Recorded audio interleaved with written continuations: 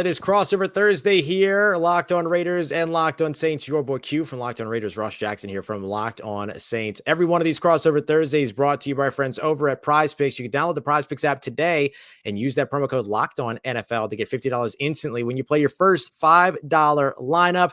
We're here to break down the biggest things that each of these teams needs to do to get a win. And Q, I got to tell you, if there's somebody that terrifies me the most as a matchup for this New Orleans Saints defense, it's absolutely tight end Brock Bowers. The Saints have gotten better against tight ends this season a little bit, but boy, they struggled there big time early, and I think they might struggle again against one of the NFL's best.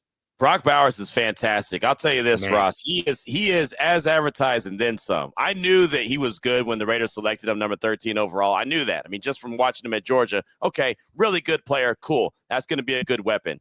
I didn't know he was 101 catches and over 1,000 yards good, right? I mean, I didn't know he was going to be that, especially with no Devontae Adams. And, oh, by the way, with a carousel of quarterbacks from Gardner Minshew to Aiden O'Connell to Desmond Ridder, back to Aiden O'Connell. Like, he's had so much change and turnover at the quarterback position, and he's over 1,000 yards, over 100 catches, and he's about to break the single season record as far as just receptions by a rookie of Puka Nacua of 105. And he's got 2 games to do it. Like, that's wild. I just don't understand. Wild. I don't understand how he's so good. I mean, I'm not mad. I'm not mad. He's been a bright spot on a bad season, but, man, he is fantastic. He is as advertised. Ross, I ask every single person that we talk to on these crossovers, and they're fantastic each and every week, what is the plan? How do you try to slow down that dude named Brock Bowers? Well, thank goodness the New Orleans Saints play in New Orleans, because they need to bury a gree somewhere. They need some voodoo dolls. They need to cook up something, because they're going to need something otherworldly to stop this guy. I guess the thing that you're really looking for is, can the matchup with a guy like Demario Davis, can he end up rising to the occasion to limit a little bit of what he does, help to take some of it away? But even then, look, Brock Bowers is going to outsize a guy like Tyrann Mathieu, as scrappy as Tyrann Mathieu is. That's not going to work. If you look at Pete Werner, the speed difference, the athleticism difference, that's going to end up kind of edging things over towards Brock Bowers. That's going to be a really, really tough thing for the New Orleans Saints to stop. So honestly, the biggest and best way to stop Brock Bowers is to keep Aiden O'Connell from getting the ball out of his hands. And so you got to hound him with pressure over on the defensive side, make him make some bad decisions, force him to move off, or look for that check down because he feels the pressure. That's the only way I can think of to keep that ball out of Brock Bowers' hands, and all the yards after catch that he picks up against one of the worst yards after catch defenses in the NFL.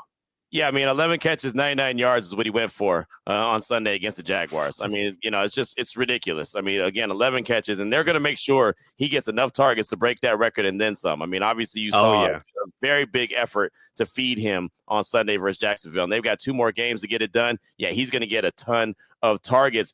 Well, so when you look at the Saints, though, and you look at their offense, who would you say is the difference maker as far as the playmaker? Who is their Brock Bowers? Not saying it's the same guy, but who is the guy that can help break the back of a defense? Honestly, I don't know that they have that guy right now, Q, because it used to be Rashid Shaheed. Yeah. You would probably put, the deep threat wide receiver. He was the guy that was, 80 yards, 75 yards, 63 yards. He could house it from anywhere on the field.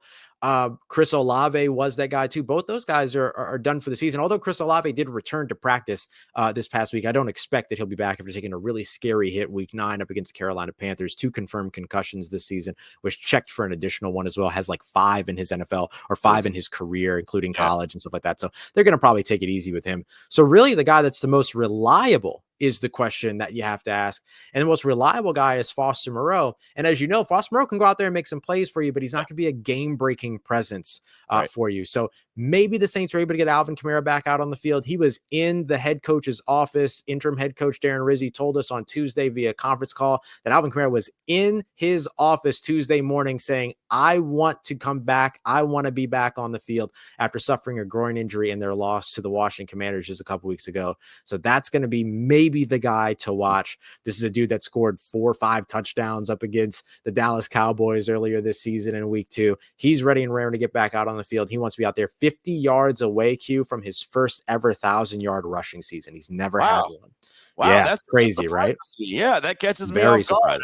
Yeah, that is very surprising. And I'll tell you this, Ross. Hell, if he played the Raiders a couple more times, he'd have got 1,000 yards. He always had his way. I'm telling you, he's always had his way with the Raiders. He's had Yeah, right. no matter what he did, catching the ball, running the ball, throwing the ball, like whatever he did. He's like the modern day LaDainian Tomlinson when he's That's playing it. against the Raiders. So I'm surprised about that 1,000-yard mark. I did not know. I wasn't aware of that. That's a hell of a nugget right there. And yeah, if he's able to go, I would say right there, that's the guy that he's, like I said, he's the backbreaker for the Raiders. It seems like it doesn't matter what year it is. He has his way with them. Yeah, he's going to be the big name to watch here in New Orleans, maybe even bigger than Derek Carr, right? Because if Derek Carr goes out there, but he doesn't have Alvin Kamara, it's still a very different game. But if Spencer Rattler is at under center and they do have Alvin Kamara, or Derek Carr is under center and they do have Alvin Kamara, that changes everything for that team. So as we look at that in terms of the Saints' lack of kind of game breakers on offense, what do you look at as the kind of three most important things that the Raiders have to get done if they do, or even if they don't have that that game breaker over in their offensive side? They've got to just create turnovers, man. They've got to win the turnover battle. I know that sounds really basic, but last week against Jacksonville was the first game all season where they didn't turn the rock over. Like the first game all season where they didn't turn the rock over. And surprise, surprise, they won. Right? I mean, that's what happens if you don't turn the ball over. Jacoby Myers said that in the locker room. We say, hey man, first game you guys didn't turn the ball over. He said, yeah, that's what happens when you don't turn it over. You win games. They have turned the ball over way too much, and they haven't created enough turnovers. They've got the worst turnover differential in the league. They've turned it over way too many times, and they haven't caused enough. Now, to their credit, the last few weeks, they've been able to force some fumbles. Isaiah Polamau, he was able to create 2. He became the AFC Defensive Player of the Week award recipient for being able to do that against Jacksonville, caused those 2 fumbles, and the Raiders recovered. Think about this, Ross. They recovered their first fumble in week 14. That was their first fumble recovery of the season. It took 14 weeks. Like, that's wild to me. That's just that's unheard of. I mean, you accidentally come up with a fumble recovery, right? Yes. Yeah. But no. Absolutely. So turnovers. Yeah, that's going to be big. Win the turnover battle, create a couple turnovers, and hold on to the ball. You hold on to the ball, you'll give yourself a chance to win. I'm not guaranteeing you're going to get a win, but at least you'll give yourself a chance. Yeah, the New Orleans Saints over the course of the last 6 games have been -4 in turnover differential. That's since Dennis Allen was out and Darren Rizzi has become the interim head coach. The Saints generated 14 turnovers over the course of the first 9 games, and the last 6 they've generated a pair. 2. Wow. So they have not been a team anymore that has been forcing those turnovers. So that is going to be big to watch in this one. Yeah, right. That works well for the Raiders key. Big one to watch in this one for sure. Meanwhile, they've turned the ball over 6 times over the course of those 6 games. Not one in each game, but that's certainly where they're averaging. 2 other quick things that I'm watching for New Orleans. If Spencer Rattler is under center, obviously you want to keep the pressure off of him. 52.6% of his dropbacks last week up against the Green Bay Packers were under pressure. You're not going to be able to either get any. You're not going to be able to get the best out of the kid if he's under pressure like that. You're certainly not going to be able to get any evaluation of him if he's under pressure like that. And I think too, the other thing is that the Saints just simply have to be able to run the football, and maybe for Clint Kubiak's sake, prove that they can do something on offense, even if they're not able to. But Q, I think you and I hit this one on the head. It's got to be about the game breakers, whether having one or not having one, and it's got to be about the turnovers in this game. This should be an old school, and I'm going to use one of my favorite words here from back in I used to love wrestling back in the day. Okay.